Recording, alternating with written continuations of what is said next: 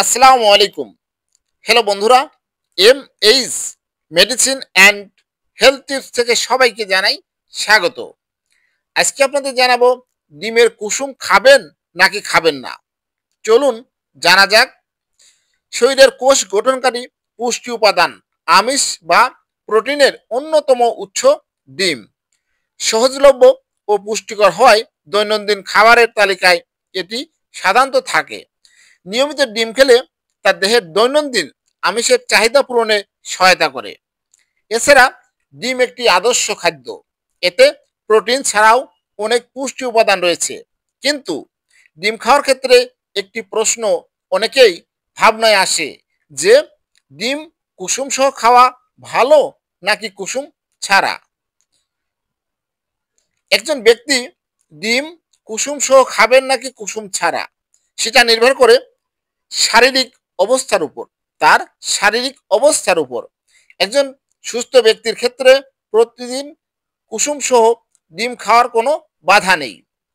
ডিমের 2/3 সাদা অংশ আর 1/3 হচ্ছে হলুদ অংশ বা কুসুম।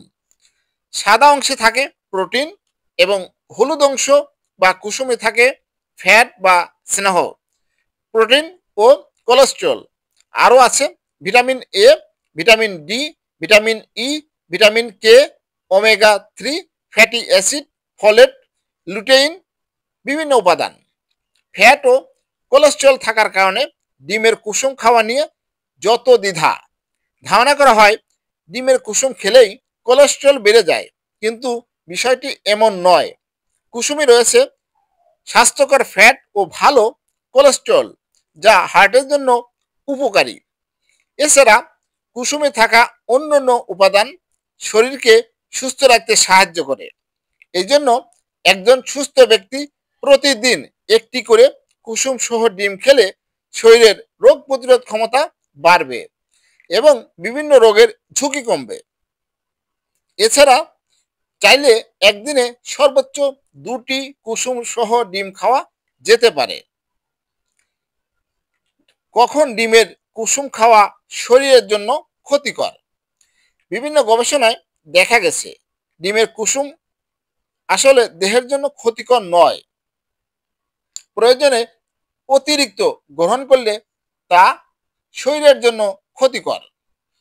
ডিমের স্বাস্থ্যকর ফ্যাটের সঙ্গে স্যাচুরেটেড ফ্যাটও থাকে, যা শরীরের জন্য ক্ষতিকর। আবার কুসুমে ভালো কোলেস্টেরল থাকলেও প্রয়োজনের থেকে বেশি গ্রহণ করলে কোলেস্টেরল হাই হয়ে যেতে পারে। রক্তের কোলেস্টেরল বেড়ে গেলে হার্টের অসুখ হওয়ার ঝুঁকি বেড়ে যায়। তাই কুসুম সহ ডিম নিয়মিত অতিরিক্ত পরিমাণে খেতে নিরুৎসাহিত করা হয়। তবে পরিমাণ মতো খেলে কোনো সমস্যা নেই, বরং শরীর সুস্থ থাকবে। বয়স 40 হলে সতর্কতার সঙ্গে সপ্তাহে 4 দিন ডিমের কুসুম সহ এবং 3 দিন ডিমের কুসুম ছাড়া খাওয়ার পরামর্শ দেওয়া হয়। এছাড়া যারা ইতিমধ্যে বিভিন্ন ধরনের রোগে আক্রান্ত, তাদের কুসুম সহ ডিম খাওয়ার ক্ষেত্রে বিধিনিষেধ রয়েছে। যেমন হার্টের রোগী, রক্তে অতিরিক্ত চর্বি, করোনারি আর্টারিতে চর্বি জমার কারণে রক্ত চলাচলে বিঘ্ন ঘটে, ফলে রোগীর করোনারি আর্টারি ডিজিজ হয়। যেহেতু ডিমের অংশে কুসুমে কোলেস্টেরল আছে, এটি রক্তের সঙ্গে মিশে আরও সমস্যা তৈরি হতে পারে। হার্টের খারাপ ফ্যাটও জমতে পারে। তাই হার্টের রোগ ভালো রাখতে ডিমের কুসুম নিয়মিত না খাওয়াই ভালো।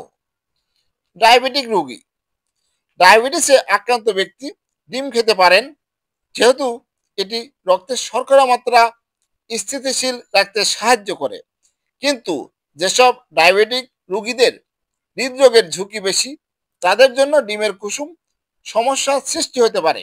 তাই ডায়াবেটিক রোগীদের শারীরিক অবস্থা বিবেচনা করে চিকিৎসকেরা পরামর্শ নিয়ে ডিম খাওয়া উচিত। হাই কোলেস্টেরলের রোগী, সাধারণত শরীরে কোলেস্টেরলের পরিমাণ বেশি থাকলে ডিমের কুসুম কম খেতে বলা হয়। যাদের হাই কোলেস্টেরল রয়েছে তারা যদি ডিম তেলে ভেজে বা মাখনে বেক করে খান, তখন ডিমে কোলেস্টেরলের মাত্রা আরও বেড়ে যায়। এছাড়াও নিয়মিত কুসুম সহ ডিম খেলে হাই কোলেস্টেরলের রোগীদের সমস্যা সৃষ্টি হতে পারে। তাই এক্ষেত্রে চিকিৎসকের পরামর্শ নিয়ে কুসুম খাওয়া ভালো। কিডনি রোগী, কিডনি রোগে আক্রান্ত ব্যক্তিদেরও ডিমের কুসুম গ্রহণের পরিমাণ নির্ভর করে শারীরিক অবস্থার উপর। কিডনি রোগীদের সাধারণত ডিমের কুসুম খেতে নিষেধ করা হয়, তবে ক্ষেত্রবিশেষ যেমন ডায়ালাইসিস চললে কুসুম সহ ডিম খাওয়া যেতে পারে। হ্যালো বন্ধুরা, আজকে আপনাদের জানালাম ডিমের কুসুম খাবেন নাকি খাবেন না। আমার এই ভিডিওটি যদি ভালো লাগে, নতুন কোনো ভিডিও পেতে আমার এই চ্যানেলটি এখনই সাবস্ক্রাইব করে রাখুন, লাইক কমেন্ট শেয়ার করুন। সবাই সুস্থ থাকুন, ভালো থাকুন। আজকের মতো বিদায় নিচ্ছি। আল্লাহ হাফেজ।